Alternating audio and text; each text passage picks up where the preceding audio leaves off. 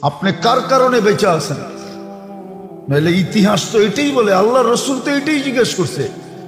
আল্লাহ বলছে এত কাঁদেন কেন? ভয় লাগে। কিসের ভয়? সব উম্মত কি তো মাটিতে মিশিয়ে দিছেন, আমারটিরও মিশিয়ে দিবেন?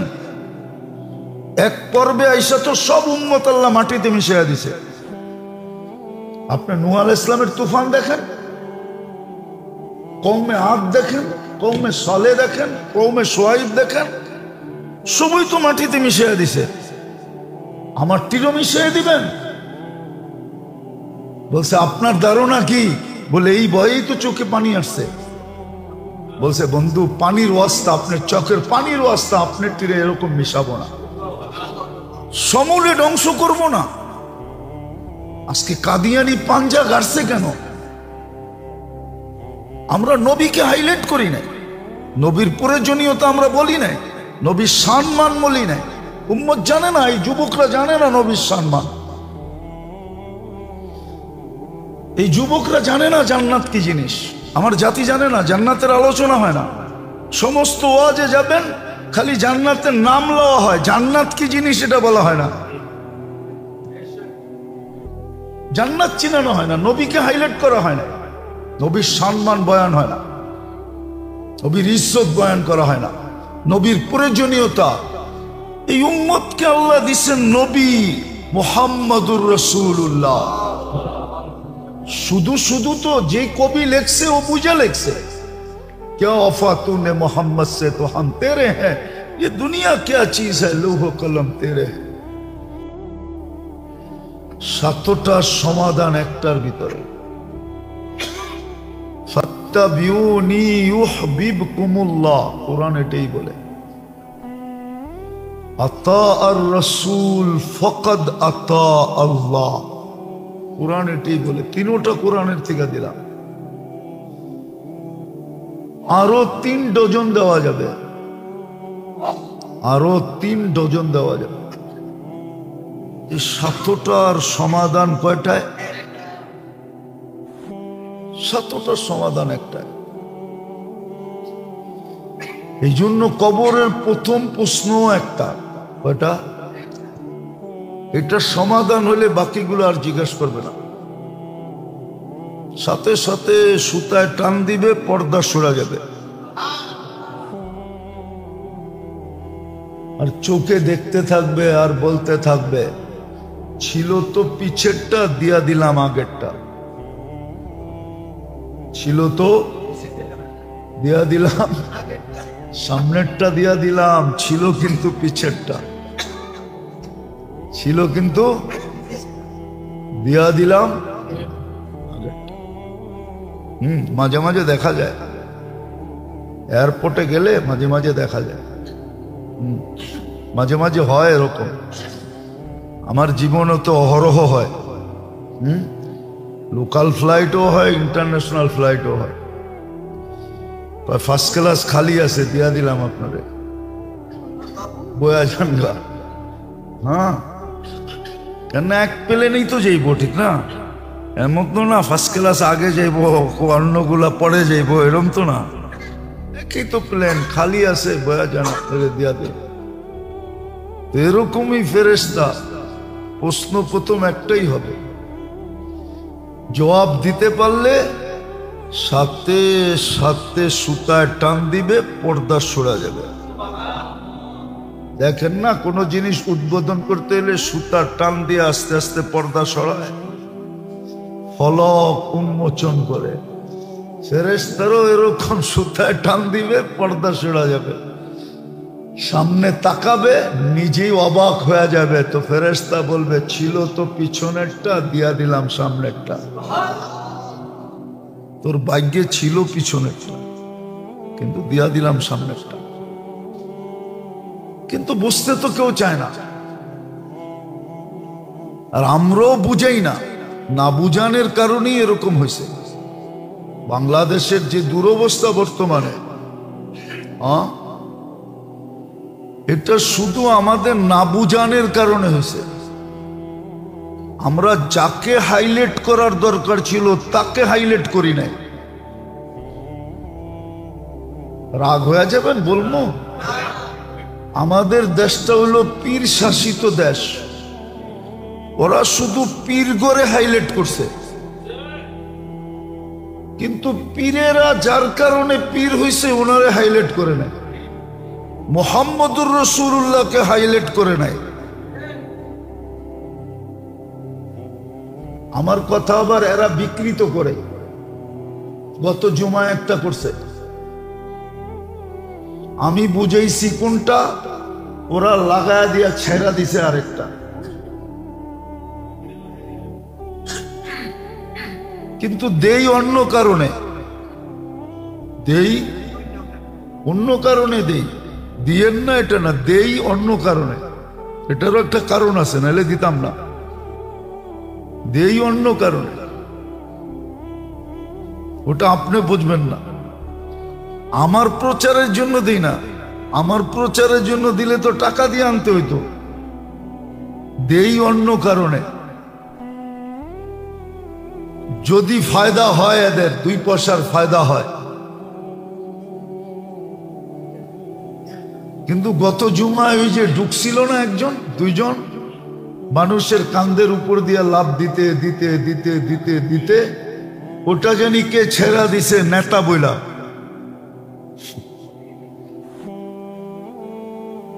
কে জানি ছেড়া দিছে, আমিও দেখতেছি। ওরা তো আবার আমারে চিনে না, আমিও দেখতেছি। আমি ওদিন বলছি, আমি খেপলে কিন্তু একবারে জিন্দেগির লেগে মিডিয়া তোমার শেষ, তুমিও শেষ, তোমার মিডিয়াও শেষ। আমি ছবি সহ জায়গা মতো পৌঁছায় দিব। তোমার জিন্দেগি তাবা করে দিব একবারে, তাবা। তুমি আর জিন্দেগিতে কারো ভিডিও করতে পারবে না। 2 পয়সা আয় হয়তো, চিরদিনের জন্য একবারে চেহারায় ছাপ মেরা ছেড়া দেব। আলহামদুলিল্লাহ এরকম লোক আছে, আছে। তো কোত্থেকে জানি কই চলে গেলাম। হাইলাইট যেটা করা দরকার ছিল আমাদের দেশে, ওইটা হাইলাইট হয় না। আমাদের সমাজে ওটা হাইলাইট হয় না। না হওয়ার কারণে আগাছা তৈরি হয়েছে। কাদিয়ানি বাংলাদেশে তৈরি হয়েছে কি কইরা? আমার জীবনের একটা কাহিনী শুনবেন। আমি 2005-এ প্রথম জাপানে গেছি। 2005-এ প্রথম, এরপরেও গেছি। তো জাপানে যে একটা লোক পাইছি আমি, ও 25 বছর ধরে জাপানে। কত? ও যখন যায় জাপানে, যখন গেছে এই 25 বছর আর আসে নাই। ও যাওয়ার 1 মাস পরে ওর ছেলে জন্ম নিছে। ছেলে জন্ম নিছে। আমি ওরা হাসতে হাসতে প্রশ্ন করতেছিলাম, তোমার ছেলে এখন পড়ে কি? আমার ছেলে এখন এইচএসসি পরীক্ষা দিয়া, এসএসসি না, এইচএসসি পরীক্ষা দিয়া এখন ইউনিভার্সিটিতে ভর্তি হয়েছে। আমি বললাম, শোনো, যদি টেকনোলজির যুগ না হইতো, ছবির আদান প্রদান না হইতো, আর তুমি যদি দেশে যাইতা আর তোমার ছেলে যদি রিসিভ করতে আসতো, তাহলে তো এয়ারপোর্টে তোমার ছেলেও তোমাকে চিনে না, কেননা প্রযুক্তির যুগ তো না, দেখে নাই, ঠিক না? তো ছেলেও তো বাপেরে জিজ্ঞেস করতে পারতো, চাচা কোত্থেকে আসছেন? জাপান থেকে। আমার আব্বাও আসবে, আমার আব্বারে চিনেন? তো ছেলেও তো বলতে পারতো বাপেরে কি, কেন কেন চিনে না। আবার বাবাও তো ছেলেরে বলতে পারতো, ভাতিজা আমার ছেলে আমারে নিতে আসার কথা এয়ারপোর্টে, আমি তো চলে আসছি, তুমি কি আমার ছেলেকে চিনো? আমার ছেলের এই নাম। তো বাপও তো ছেলেকে ভাতিজা বলতে পারতো, কেন চিনে না? আমরা হাইলাইট করি না, যার কারণে কাদিয়ানি পাঞ্জা গায়রা বসা গেছে। মুহাম্মদুর রাসূলুল্লাহকে আমরা হাইলাইট করি। রাগ হয়েন না কেউ। আমাদের এই অঞ্চলটা আমাদের এই ভারত মহাদেশ অঞ্চলটাই পীর শাসিত, শুধু পীরদেরকে হাইলাইট করছে। মুহাম্মদুর রাসূলুল্লাহকে হাইলাইট করে নাই, নবীর শান হাইলাইট করে নাই। শান হাইলাইট করলে আরো উল্টা লেখে, ফেসবুকে লিখতে শুরু করে আর বিরুদ্ধে, গাড়তে গাড়তে কাজিয়ানি পাঞ্জা গাইরা বসে গেছে। অথচ আমি যেটা বুঝাইতেছিলাম যে একজনের এক প্রশ্নের ভিতরে 7 প্রশ্নের জবাব আছে। আল্লাহর দাবি পূরণ হওয়া একটার ভিতরেই রাখা আছে। নেয়ামতের দিকে দেখলে দাবি বুঝে আসে যে দাবি ঠিক। আল্লাহ বলে আমাকে মানো, কিন্তু প্রশ্ন উঠে গেছে আপনাকে মানবো কি করে? আমি তো সীমিত, আপনি অসীম। সীমিত হইয়া অসীমকে মানে কি করে? সীমিত হইয়া অসীমকে কি মানা যায়? যুক্তি বলে এটা ব্রেনে আসে? সীমিত হইয়া অসীমকে মানে কি করে? এই জন্যই তো মুহাম্মদুর রাসূলুল্লাহ লাকাদ কানা লাকুম ফি রাসূলিল্লাহি উসওয়াতুন হাসানাহ। এই জন্যই তো মুহাম্মদুর রাসূলুল্লাহ দিছিলেন, এই জন্যই তো হুকুম দিছিলেন মুহাম্মদুর রাসূলুল্লাহ। হ্যাঁ, তালা মাইরা দিছিলেন, তালা মাইরা।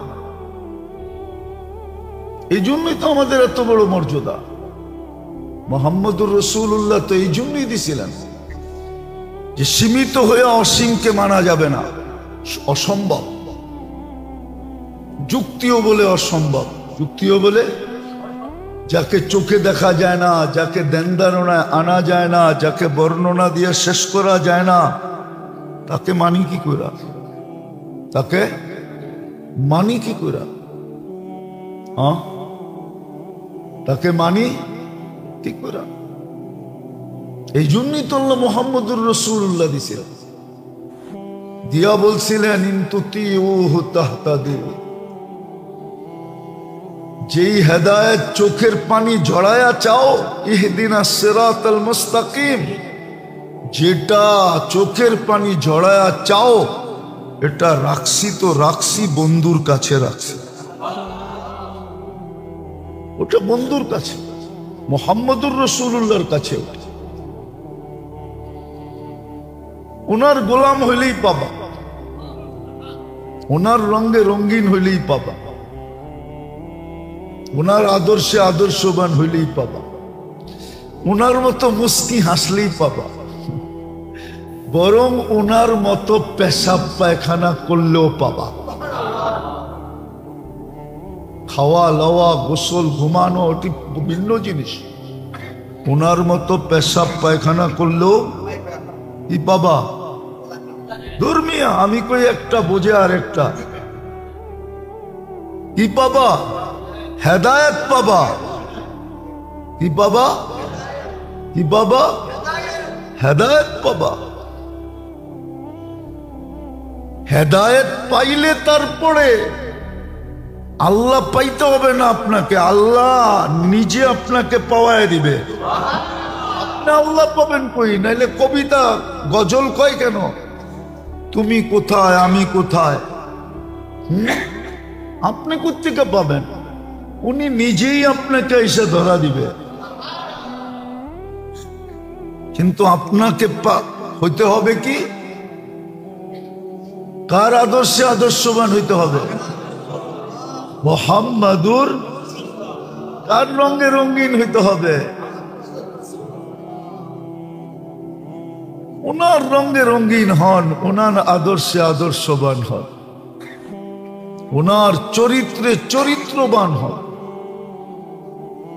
কিন্তু যদি আপনি প্রশ্ন করেন যে এ টু জেড হব, তো হব কি কইরা? এ to Z, A to Z হব কি কইরা? উনি যেইখানে গেছে ওইখানে তো জিবরিলও যেতে পারে নাই, ওইখানে তো কারো যাওয়া সম্ভব না। কোথায় গেছে? আরো সে এই জন্যই তো কনসিডার করছে, এই জন্যই কনসিডার হয়েছে, দাপে দাপে কনসিডার হয়েছে, দাপে দাপে কনসিডার। বোঝেন কি